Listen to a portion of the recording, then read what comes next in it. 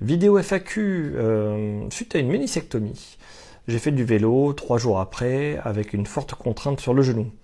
Est-ce qu'il y a un risque de déchirer ce qui reste de ménisque?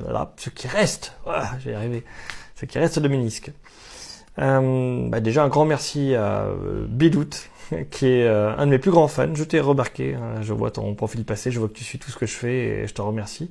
Je vois que tu trouves ça très intéressant et merci beaucoup. Je viens juste de voir ta question, donc voilà, j'y réponds. Donc, le vélo, 3 jours, douleur. Ben non, le ménisque, ça marche pas comme ça. Là, en fait, si tu as fait du ménisque à 3 jours et que... si tu as fait du vélo à 3 jours et que tu as mal, c'est parce que le genou était gonflé. Il y avait beaucoup d'eau à l'intérieur. C'était une forme d'arthrose. C'est de l'hydarthrose, on appelle ça.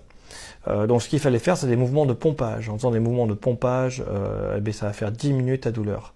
Voilà. Mais après, moi, ce que je conseille, c'est faire du vélo sans aucune résistance. Juste à faire tourner le genou pour qu'il mouline, mais dès que tu fais du pompage, c'est ça qui marche le mieux. Le vélo est une forme de pompage dynamique, moi je le mets plus tard. Je le mets plus tard parce qu'en réalité il y a une très légère contrainte. Je préfère éviter ça. Et donc si c'est le ménisque interne qui a des problèmes, je me trompe pas, je crois que c'est ça. Hein.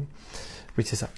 C'est le ménisque interne, il faut que tu renforces à fond tes ischio-jambiers. Donc c'est les levées de fesses sur la chaise qui sont prioritaires.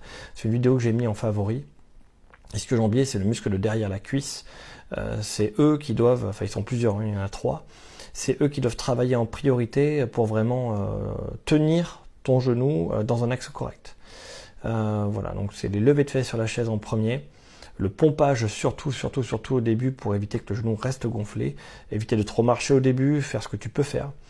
Et tac, on est où?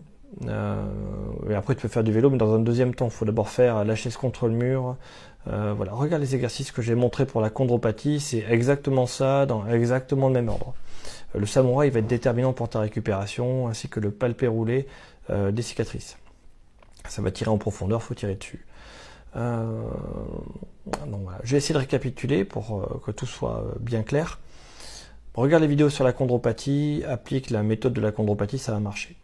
Mais pour détailler, tu vas devoir commencer par faire du pompage si ton genou est gonflé, le plus possible. Dans le cas du ménisque interne, tu vas devoir faire des levées de fesses sur la chaise pour vraiment stabiliser ta jambe pour qu'elle soit bien droite. Ce qui va te permettre de récupérer dans un deuxième temps, lorsque ton genou va commencer à sécher, ça va être la chaise contre le mur, le samouraï, pour retrouver toute la souplesse. Tu peux essayer de faire des squats en amplitude partielle, ce que tu peux. En te tenant à quelque chose. Moi, je le montre sur un espalier, il me semble, les squats fonctionnels. Je me souviens plus. Enfin, je l'ai montré plusieurs fois, il y a 2 vidéos. Non, je crois que je n'ai jamais montré contre un espalier, mais l'espalier, tu sais, c'est le machin avec les barres, là, tu te tiens, et tu fais des squats, de ce que tu peux, tu t'aides avec les mains. Donc, tu peux aussi t'appuyer sur une table ou des chaises, si tu n'as pas de barre sur lequel te tenir. Et ça, en fait, c'est très bien entre deux, parce que tu fais du pompage, ton genou commence à devenir sec, il faut vraiment qu'il soit sec complet. Pour qu'il soit sec complet, en faisant des squats, tu vas faire un pompage dynamique avec ton poids de corps, et tu vas pouvoir choisir comment tu t'appuies.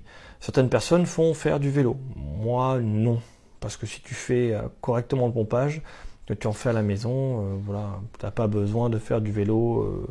Moi, j'en fais pas faire, mais je comprends le concept. Mes collègues le font faire. C'est intermédiaire. Juste avant de faire du squat, ils font ça. Moi, je préfère directement commencer par le squat dans une amplitude où on a pas mal et progressivement de faire des descentes dans ce qu'on peut. En faisant des descentes progressivement dans ce qu'on peut, sans tirer sur la douleur, mais juste en la touchant et en remontant, on va chasser l'eau. Dès qu'on n'a plus d'eau dans le genou, on n'a plus de douleur. C'est ça l'item principal dont il faut se souvenir. Plus d'eau, plus de douleur.